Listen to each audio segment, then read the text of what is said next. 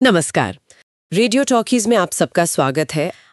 आज हम काजुयो इशिगुरो के मशहूर उपन्यास the remains of the day के कुछ हिस्सों पर थोड़ी गहराई से बात करेंगे। जी, ये हमें स्टीवंस नाम के एक कह सकते हैं उम्र दराज अंग्रेज बटलर के नजरिए से कहानी बताते हैं। हाँ, और ये 1956 की गर्मियों की बात है जब वो इंग्लैंड के वेस्ट कंट्री की एक यात्रा पर है। बिल्कुल, लेकिन ये सिर्फ एक गाड़ी चलाने वाली यात्रा या छुट्टी नहीं है। ये असल में उसके अतीत की यात्रा है। अच्छा। हाँ, खासकर वो साल जो उसने लॉर्ड डार्लिंगटन की सेवा में बिताए और मिस कैंटन के साथ उसका जो एक क्या कहते हैं उलझा हुआ सा रिश्ता था, उसकी यादें भी। तो आज हम इन्हीं अंशों से स्टीवंस के पेशेवर जीवन, उसकी गरिमा की सोच और उसके जो निजी संघर्ष रहे उनको समझने की कोशिश करेंगे। हाँ बिल्कुल, देखेंगे कि कैसे उसकी नौकरी के प्रति जो एक जबरदस्त समर्पण था, उसने उसकी पूरी जिंदगी को कैसे ढाला। स्टीवंस के लिए जैसा आपने कहा, बटलर होना सिर्फ नौकरी नहीं, पहचान है। जी। वो गरिमा को बहुत बहुत ऊंचा मानता है। हाँ। वो कहानी याद है ना जो वो सुनाता है कि एक बटलर ने डाइनिंग रूम में मेज के नीचे बाघ देख लिया। हाँ, वो तो क्लासिक है।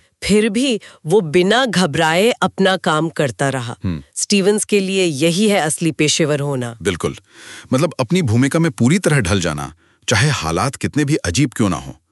और ये गरिमा का जो उसका विचार है, ये उसके पिता के उदाहरण से भी आता है। अच्छा। वो एक ऐसे जनरल के लिए काम करते थे जिनसे उन्हें सख्त नफरत थी, लेकिन कभी चेहरे पर शिकन तक नहीं आने दी। स्टीवंस का मानना है कि महान बटलर अपनी पेशेवर भूमिका को कभी उतारते ही नहीं। लेकिन ये समर्पण अब आज के दौर में उसके लिए मुश्किलें खड़ी कर रहा है। कैसे? जो नए अमेरिकी मालिक हैं मिस्टर फैराडे, वो उससे मजाकिया बातचीत चाहते हैं, बैंटरिंग जिसे कहते हैं। हाँ।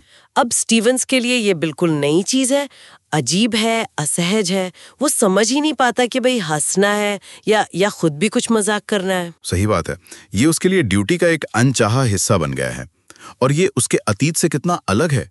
पहले डार्लिंगटन हॉल में सोचिए 28 लोग काम करते थे। 28? हाँ, और अब उसे सिर्फ 4 लोगों के साथ घर चलाना है। मिसेस क्लेमेंट्स, 2 नई लड़कियां और वो खुद। ये तो बहुत बड़ा बदलाव है। बहुत बड़ा, और उसके लिए मुश्किल भी, क्योंकि वो पुराने तौर तरीकों से जुड़ा रहना चाहता है। और इसी सब के बीच उसे मिस कैंटन का वो पत्र मिलता है। हाँ, वो पत्र, उसमें उनकी शादीशुदा जिंदगी को लेकर एक तरह की निराशा या उदासी का जिक्र है। और इससे स्टीवन को पुरानी बातें याद आने लगती हैं, है ना? बिल्कुल, जैसे वो अपने बीमार पिता को समर हाउस के पास टहलते हुए देखना, या वो एक बार जब मिस कैंटन उसके कमरे में फूल लाई थी थोड़ी जान डालने के लिए। छोटी छोटी बातें। हाँ, जो शायद उस वक्त इतनी बड़ी नहीं लगी होंगी, पर अब ज्यादा मायने रखती हैं। उनकी आखिरी मुलाकात भी तो ऐसी है, बड़ी मार्मिक। क्या हुआ था उसमें? जिंदगी शायद अलग होती। ओह। लेकिन फिर फौरन ही वो कहती हैं कि अब पीछे मुड़कर देखने का कोई फायदा नहीं। और मजे की बात यह है कि स्टीवंस भी उसे यही सलाह देता है कि आगे देखो, वर्तमान में खुश रहो। दोनों ही जैसे अपनी भावनाओं को दबाने और हालात से समझौता करने में माहिर हो गए हैं। बिल्कुल, अतीत से समझौता। और अतीत की बात करें तो लॉर्ड डार्लिंगटन की सेवा स्टीवंस के लिए वो अब भी गर्व की बात है। हाँ, भले ही डार्लिंगटन बाद में एक विवादास्पद व्यक्ति बन गए। सही। स्टीवंस को लगता है कि उसने दुनिया के महान मामलों के जैसे केंद्र में सेवा की है। वो डार्लिंगटन पर लगे आरोपों को, जैसे नाजियों से सहानुभूति या यहूदी विरोध, ज्यादातर खारिज कर देता है। लेकिन वो एक घटना का जिक्र करता है। हाँ, वो छोटी घटना, जैसा वो कहता है, जब लॉर्ड डार्लिंगटन के कहने पर 2 यहूदी नौकरानियों को निकालना पड़ा था। स्टीवंस ने इस पर अमल तो किया, लेकिन बिना किसी विरोध के, अनिच्छा से। यहीं पर उसकी गरिमा का शायद एक दूसरा पहलू दिखता है। बिल्कुल।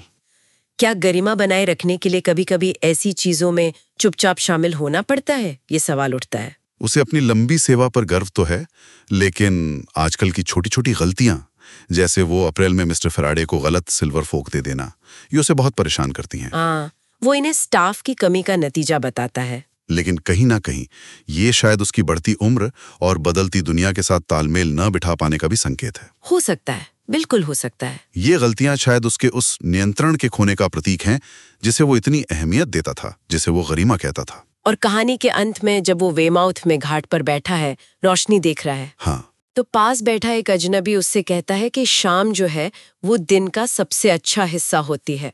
स्टीवंस इस बात पर सोचता है और वो तय करता है कि वो अपने दिन के बाकी हिस्से का यानी अपनी बची हुई जिंदगी का बेहतर इस्तेमाल करेगा। हाँ, ये हमें सोचने पर मजबूर करता है ना, कि स्टीवंस की जो गरिमा की परिभाषा थी, क्या वो वाकई में गरिमामयी थी, या इस पेशेवर कर्तव्य के पीछे उसने अनजाने में जिंदगी के कितने ही जरूरी भावनात्मक अनुभवों को खो दिया। ये गहरा सवाल है। हाँ, एक ऐसा विचार जिस पर शायद हमारी श्रोता भी सोचना चाहें कि अपनी भूमिकाएं और जिम्मेदारियां निभाते हुए हम इंसान होने के नाते किन पहलुओं को नजरअंदाज कर देते या पीछे छोड़ देते हैं।